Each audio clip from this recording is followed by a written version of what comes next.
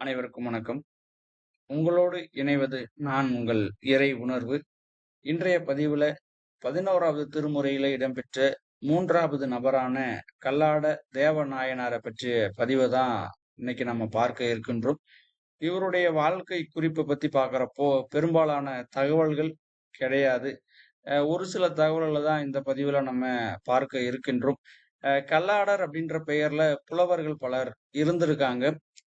குறிப்பா நம்ம தமிழ் சமூகத்துல பார்க்கிறப்போ, ஔவையார், அகத்தியர் போன்ற பெயர்களுடைய தொடர்ச்சியான வாழ்ந்த நபர்களுடைய எண்ணிக்கையை சொல்லும்போது, அது எல்லாமே ஆய்வுக்குரியதா இருக்கு. அந்த அடிப்படையில தான் கல்லாடர் அப்படின்ற சொல்லும் ஒரு ஆய்வுக்குரிய சொல்லா பார்க்கப்படுது. சங்க நூல்கள்ல ஒரு 14 பாடல்கள பாடிய ஒரு கல்லாடர் இருந்திருக்காரு.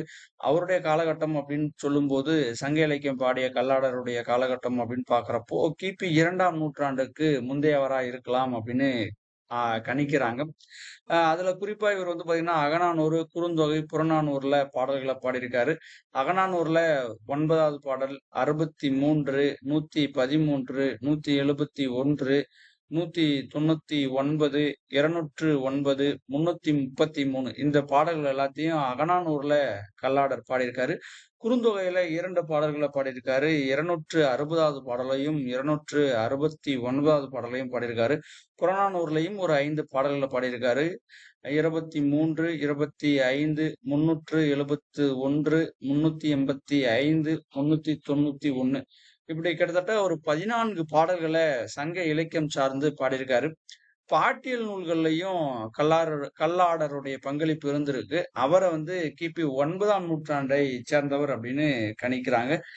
நம்ம இங்க பார்க்கக்கூடிய கல்லாட தேவநாயனார் வந்து சைவ திருமுறைகள்ல 11வது திருமுறையில இடம்பெற்றிருக்காரு. இவரு பாடின படைப்பு, இவர் எழுதிய படைப்பு அப்படின்னு பார்க்கிறப்போ, திருக்கண்ணப்பர் திருமரம் அப்படின்ற நூல பாடியிருக்காரு. இது இவருடைய காலகட்டத்த 10ஆம் நூற்றாண்டு அப்படின்னு கணிக்கிறாங்க. அப்ப கிபி 2ஆம் நூற்றாண்டுல ஒரு கல்லாடர் இருந்திருக்காரு. பாட்டியல் நூல்கள் சார்ந்து பங்களிப்பு செய்த 9ஆம் நூற்றாண்டில் வாழ்ந்த ஒரு கல்லாடர் இருந்திருக்காரு. சைவ திருமுறையை பாடின கல்லாட தேவநாயனார் அவர் வந்து 10ஆம் நூற்றாண்டுல வாழ்ந்திருக்காரு. இப்படி கல்லாடர்களுடைய அந்த பெயர்ல பல பேர் இருந்திருக்கிறத நம்மளால ஊகிக்க முடிகிறது. இந்த திருக்கண்ணப்பர் திருமரம் அந்த நூல் வந்து பாத்தீங்கன்னா 30 அடிகள்ல அமைந்த ஆசிரியப்பாவால் ஆன ஒரு நூல். கண்ணப்ப நாயனாரது அன்பின் வழிபட்ட வீர செயலை பத்தி இந்த நூல் வந்து பேசுது.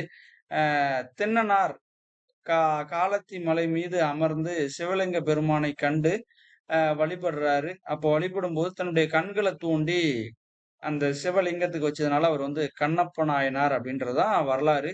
ஆனா இவரு என்ன பண்றாரு அப்படின்னா, திண்ணனார் அவர் வந்து பாத்தீங்கன்னா, காணா பேருரை கண்ணுதலை வழிபட்டார் என பிரபந்தத்துல இவர் வந்து குறிப்பிடுறாரு. அப்ப அந்த காணா போர் அப்படின்றது இன்னைக்கு இருக்கக்கூடிய சூழல்ல அது எங்க இருக்கு அப்படின்னா, பாண்டிய நாட்டுல இருக்கக்கூடிய ஒரு காளையார் கோயில் அப்படின்ற பெயர்ல வழங்கக்கூடிய ஒரு ஊர்.